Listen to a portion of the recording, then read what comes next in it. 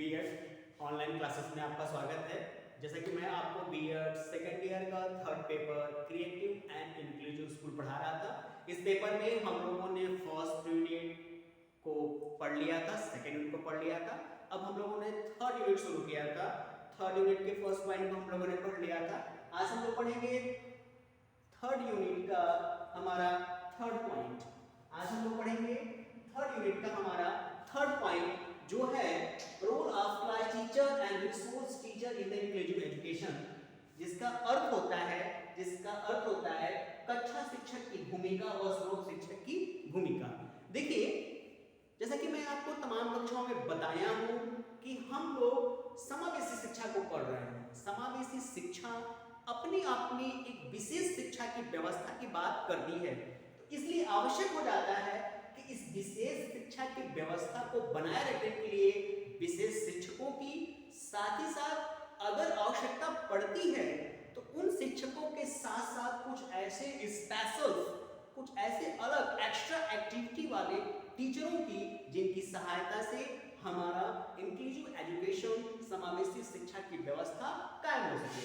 इसके लिए हम लोग कक्षा शिक्षक की भूमिका व स्रोत शिक्षक के बारे में आज पढ़ेंगे। हम जानेंगे कि कक्षा शिक्षक की क्या भूमिका है और स्रोत शिक्षक की क्या भूमिका है। सबसे पहले हम लोग बात करेंगे कक्षा शिक्षक की। ध्यान दीजिएगा, कक्षा शिक्षक की बात करेंगे। ये हमारा फर्स्ट पॉइंट होगा। ध्यान दीजिएगा, ये हमारा फर्स्ट पॉइंट होगा। इसी फर्स्ट पॉइंट को लेकर हम लोग बात करेंगे और अगली कक्षा में हम लोग इस सेकंड पॉइंट की बात करेंगे। ये हमारा फर्स्ट पॉइंट होता है और दूसरा होता है स्रोत शिक्षक की भूमिका। ये हमारा होगा सेकंड पॉइंट। क्योंकि टॉपिक थोड़ा बड़ा है इसलिए हम लोग इसको दो पार्ट्स में डिवाइड करके पढ़ेंगे, तभी इसकी विशेषता को हम लोग समझ सकते हैं, जान सकते हैं और अगर आवश्यकता पड़ती है लाइफ में कभी तो एज ए टीचर हम इसका प्रयोग कर सकते हैं। तो सबसे पहले हम लोग पढ़ेंगे कक्षा शिक्षक की भूमिका। ध्यान दीजिएगा, कक्षा शिक्षक की भूमिका, अगर इसको हम पॉइंट आउट करें तो इसको हम लोग मान लेंगे और इसको हम लोग मान लेते हैं रोल ऑफ द टीचर। इसको हम लोग और मान लेते हैं और ये जो दूसरा हमारा पॉइंट होता है रिसोर्स टीचर्स, इसको हम लोग सेकंड पॉइंट मान लेते हैं। इसको और मान लेते हैं और उसको हम लोग ब मान लेते हैं। तो अभी हम लोग बात करेंगे सिर्फ कक्षा शिक्षक की भूमिका के बारे में। ध्यान दीजिएगा, देखिए एक बालक, चाहे वो किसी प्रकार का बालक हो, सामान्य बालक हो, विशिष्ट बालक हो, विकलांग बालक हो, अति विशिष्ट बालक हो, किसी भी प्रकार का बालक क्यों न हो, उस बालक का जो समय बीतता है वो सबसे ज्यादा जो उसका प्रभाव पड़ता है वो सबसे ज्यादा या तो उसके माँ बाप का होता है, उसके वातावरण का होता है, या दूसरा जो सबसे ज्यादा प्रभाव उसके जीवन में पड़ता है वो एक शिक्षक का पड़ता है। इसलिए समावेशी शिक्षा की व्यवस्था को बनाए रखने के लिए, समावेशी शिक्षा की व्यवस्था को कायम रखने के लिए जो महत्वपूर्ण विशेषता है वो कक्षा शिक्षक की होती है। क्योंकि एक टीचर ही ऐसा होता है जो बच्चों के बीच में एक आदर्श प्रस्तुत करके, एक रोल ऑफ मॉडल प्रेजेंट करके बच्चों के व्यवहार का परिवर्तन निर्धारित कर सकता है। क्योंकि मैं आपको बताया हूं अभी कि एक बच्चा सबसे ज्यादा जो प्रभावित होता है वो अपने माँ बाप के बाद दूसरे नंबर पे सबसे ज्यादा जो उसके ऊपर प्रभाव पड़ता है वो उसके शिक्षक का पड़ता है। एक शिक्षक अच्छा प्रेजेंटेशन करके बच्चों के बीच में रोल ऑफ मॉडल बन सकता है। इसीलिए हमारे इस इंक्लूसिव एजुकेशन सिस्टम में, हमारे समावेशी शिक्षा की व्यवस्था में ये रोल ऑफ क्लास टीचर की बात कही जा रही है और हमें बताया जा रहा है कि ये क्लास टीचर की कितनी आवश्यकता होती है। तो आज हम लोग बात करेंगे कक्षा शिक्षक की भूमिका, इंपॉर्टेंस ऑफ क्लास टीचर्स। कक्षा शिक्षक की भूमिका, रोल ऑफ क्लास टीचर की, एक क्लास टीचर की क्लास में क्या भूमिका है, वो क्या क्या काम कर सकता है। शायद आपको विश्वास नहीं होगा कि एक शिक्षक कक्षा की उपस्थिति की व्यवस्था को बनाते हुए कितना परिवर्तन कर सकता है, और शायद इसके सारे परिवर्तनों को अगर लागू कर दिया जाए, वो अपना काम बखूबी, ईमानदारी और व्यक्तिगत तरीके से करना शुरू कर दे, तो आपको विश्वास नहीं होगा कि हमारे समाज में जो शिक्षा की व्यवस्था है, जिसको हम कभी कभी 100 नहीं देते हैं, उसे हम 100 में 100 मान मानना शुरू कर देंगे। एक बेहतर प्रभावी शिक्षक के तौर पे अगर कक्षा में प्रेजेंटेशन तैयार कर दिया जाता है, एक शिक्षक अपनी बात बच्चों के बीच में ले आकर प्रस्तुत कर देता है, एक शिक्षक बच्चों की मनोदशा, उनकी शारीरिक अवस्था, उनके व्यक्तिगत ज्ञान, व्यवहारिक ज्ञान, सामाजिक व्यवस्था को समझ के कक्षा में उनको निर्धारित कर देता है, एज ए टीचर उन पे ध्यान देता है, तो जो हमारे एजुकेशन की 100% परफॉर्मेंस की बात कही जाती है, 100% उपयोगिता की बात कही जाती है, प्रदर्शन की बात कही जाती है, वो पूरा हो जाएगा। तो हम लोग अभी पढ़ेंगे कक्षा शिक्षक की भूमिका, कुछ बिंदुओं के माध्यम से हम लोग जानेंगे कि रोल ऑफ टीचर की क्या वैल्यू है, कैसे वो अपने बच्चों को कक्षा में निर्धारित कर सकता है, समाहित कर सकता है। इसके लिए हम लोग कुछ पॉइंट्स के माध्यम से इनको पढ़ेंगे। सबसे पहला होता है कक्षा प्रबंधन। फर्स्ट पॉइंट हम लोग का होता है कक्षा प्रबंधन। ध्यान दीजिएगा, कक्षा प्रबंधन। देखिए कक्षा प्रबंधन, क्लास मैनेजमेंट। एक टीचर अपनी क्लास में जब एंट्री करता है, जब उसे क्लास टीचर बनाया जाता है, कक्षा शिक्षक बनाया जाता है, तो सारे बच्चों की जिम्मेदारी उसके ऊपर आ जाती है। यदि वह अपनी जिम्मेदारी का ठीक से निर्वहन करता है, वह अपने कक्षा के बच्चों का अवलोकन करता है, ऑब्जर्वेशन करता है, तो उसे पता चल जाता है कि कौन सा बच्चा किस प्रकार का है, कौन बच्चा शारीरिक दोष से ग्रसित है, कौन बच्चा सामान्य बालक है, कौन सा बच्चा विशिष्ट बालक है। इन तमाम बिंदुओं को देख लेता है, समझ लेता है, और उसी के हिसाब से वो क्लास का मैनेजमेंट निर्धारित करता है, मतलब क्लास का, कक्षा का प्रबंधन करता है, बच्चों के सीटिंग प्लान को अरेंज करता है।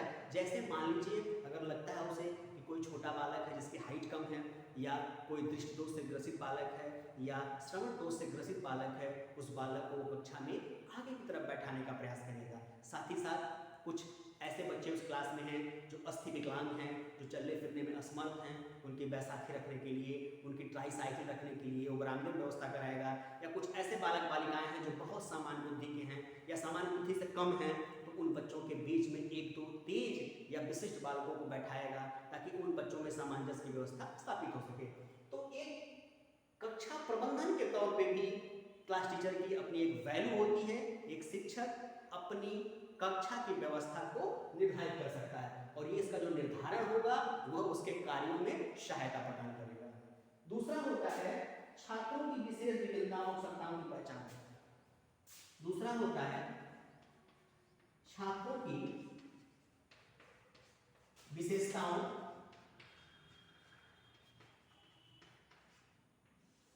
व आवश्यकताओं की पहचान। देखिए क्लास टीचर के तौर पे, एक क्लास टीचर के तौर पे ध्यान दीजिएगा, एक क्लास टीचर के तौर पे, क्लास शिक्षक के तौर पे आप छात्रों से परिचित होते हैं, और आप छात्रों से परिचित होने के साथ साथ उनके व्यक्तिगत, शारीरिक, मानसिक तमाम बिंदुओं से आप अवगत हो जाते हैं कि कौन सा बच्चा हमारा किस टाइप का है, किस बच्चे पे ज़्यादा फोकस करना है, किस बच्चे को कक्षा में कहाँ बैठाना है, किस बच्चे को कक्षा में कहाँ बैठाना है, किस बच्चे पे ज़्यादा ध्यान देना है, किस बच्चे को अधिक ध्यान देना है, किस बच्चे को सामान्य बच्चों के बीच में बैठाना है, किस बच्चे को पढ़ने में सुविधा होती है, किस बच्चे को सुनने में सुविधा होती है। इन तमाम बच्चों की जो पहचान है वो एक क्लास टीचर के तौर पे आप कर सकते हैं। इसमें तीसरा जो पॉइंट आता है बालकों के पारिवारिक स्थिति, बालकों के आर्थिक और पारिवारिक स्थिति। ध्यान दीजिएगा, बालकों के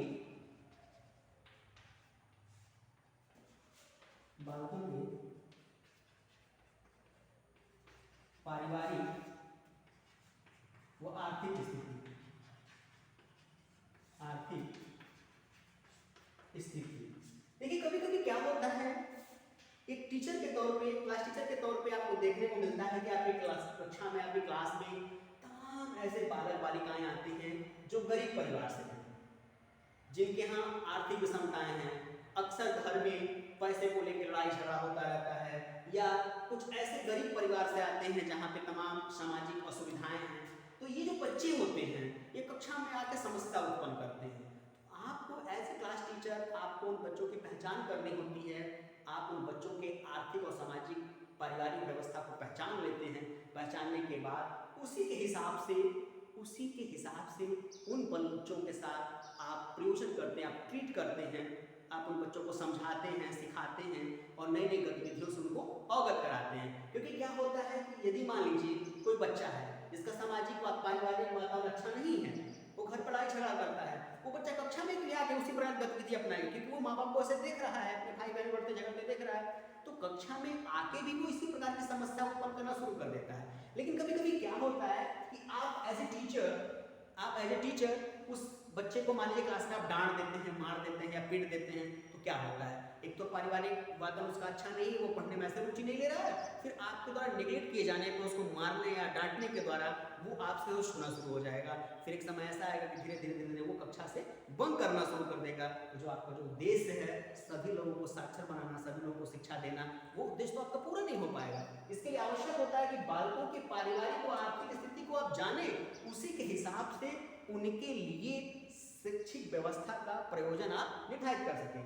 इसमें चौथा जो हमारा पॉइंट आता है वो आता है प्रोत्साहन भरा व्यवहार एवं संवेदनशीलता। प्रोत्साहन भरा व्यवहार व संवेदनशीलता। देखिए बहुत महत्वपूर्ण पॉइंट है ये। प्रोत्साहन भरा व्यवहार कहने का तात्पर्य है एज ए टीचर आप अपने छात्रों को, आप अपने बच्चों को अगर छोटे छोटे कार्यों के लिए प्रोत्साहित करते हैं, उनको कुछ प्रोत्साहन देते हैं, फीडबैक देते हैं, जैसे कोई कंपटीशन आप क्लास में कराइए, सभी बच्चों को एक साथ बैठा दीजिए, उनको पेंसिल, रबड़, शार्पनर, कटर या तमाम छोटे छोटे पेन्स या छोटी छोटी किताबें या छोटे कॉपी, इस प्रकार की गतिविधियों के द्वारा उन्हें प्रोत्साहित करेंगे, तो वो बच्चे जो शारीरिक मानसिक तौर पे या विशेषता के तौर पे समान बच्चों से अलग हैं, वे बच्चे भी आपसे जुड़ेंगे। आपके प्रोत्साहन के द्वारा उनके अंदर का जो उत्साह है, जो कार्य करने की क्षमता है, वो बढ़ेगी और उनकी जो शारीरिक और मानसिक कमियां हैं जिसकी वजह से उनके अंदर डर है, फियर है, वो धीरे धीरे खत्म होगा। और जब उनका डर और फियर आप खत्म करेंगे तो आपके जो व्यवहार है उससे उनकी संवेदनशीलता, सेंसिटिविटी में चेंजेज आएगा, परिवर्तन आएगा और वो जो परिवर्तन होगा वह उनके सामाजिक और व्यवहारिक आर्थिक स्थिति को मजबूत करेगा। इसमें पांचवा हमारा पॉइंट होता है वो होता है अनुकूल शिक्षण रणनीति में प्रयोग करना। पांचवा होता है अनुकूल शिक्षण रणनीतियों का प्रयोग करना।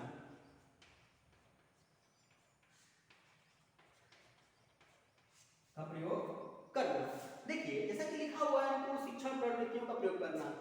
एक क्लास टीचर के हिसाब से आप कक्षा में जब बच्चों से परिचित हो जाते हैं, अवगत हो जाते हैं, आपको ये जानकारी हो जाती है कि हमारी कक्षा में अगर 40 की संख्या में छात्र छात्राएं बैठे हैं तो इसमें 10 सामान्य बुद्धि के हैं, 10 अति विशिष्ट प्रतिभाशाली हैं, 10 विकलांग हैं और 10 मंदबुद्धि के छात्र छात्राएं हैं। तो आप जब इन छात्र छात्राओं की पूरी व्यवस्था से परिचित हो जाते हैं, इनके हर गतिविधियों से परिचित हो जाते हैं, तो आप कक्षा में जो कुछ पढ़ाने को लेकर जाते हैं या जिस किसी भी टीचर को पढ़ाने के लिए कक्षा में भेजते हैं या प्रिंसिपल के द्वारा जिस किसी शिक्षक को भी आपकी कक्षा में पढ़ाने की व्यवस्था में शामिल किया जाता है, आप उन शिक्षकों से बात करके शिक्षण को प्रस्तुत करने के लिए एक रणनीति बनाते हैं, एक प्लानिंग बनाते हैं और प्लानिंग के हिसाब से अपने एजुकेशन को, अपने नॉलेज को, अपने टैलेंट्स को क्लास में प्रेजेंट करते हैं, जिसकी सहायता से क्या होता है कि सभी छात्र छात्राएं आपके द्वारा या अन्य शिक्षकों के द्वारा दिए गए ज्ञान को प्राप्त कर रहे हैं।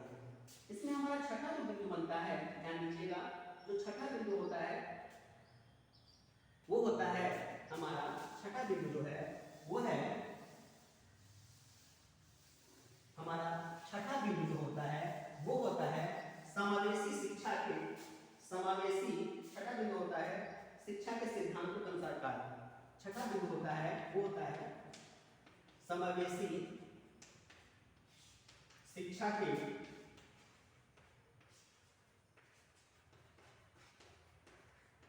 सिद्धांतों के अनुसार ध्यान दीजिएगा कि कक्षा शिक्षक के तौर पे जो समावेशी शिक्षा के सिद्धांत हैं उनको आप परिचित होते हैं, उनसे आप परिचित होते हैं और उन्हीं के हिसाब से आप अपने कार्य को करने के लिए प्रोत्साहित होते हैं। क्यों? क्योंकि पूरी क्लास की जिम्मेदारी आपके ऊपर होती है। क्लास का परफॉर्मेंस संस्था में, विद्यालय में जैसा होता है उसी के हिसाब से आपका परफॉर्मेंस निर्धारित किया जाता है।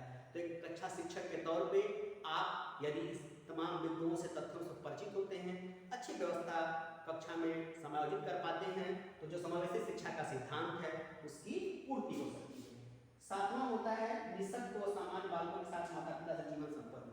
सातवां जो महत्वपूर्ण पॉइंट वो है हमारा कि निःशक्त व सामान्य बालकों के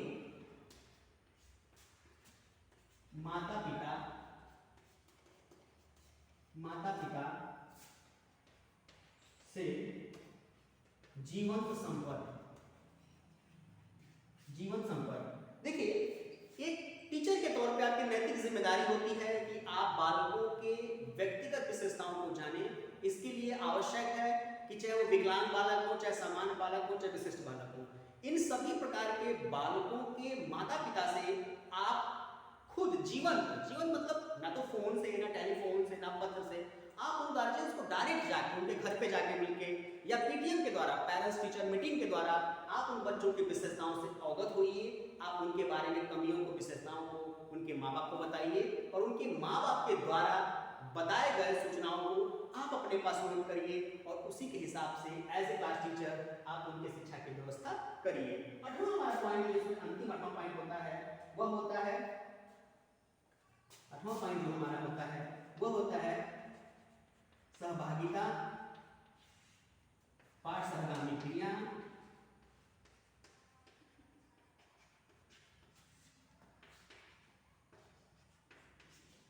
सहभागिता, पाठ सहगामी क्रिया। ध्यान दीजिएगा, निर्देशन व मूल्यांकन।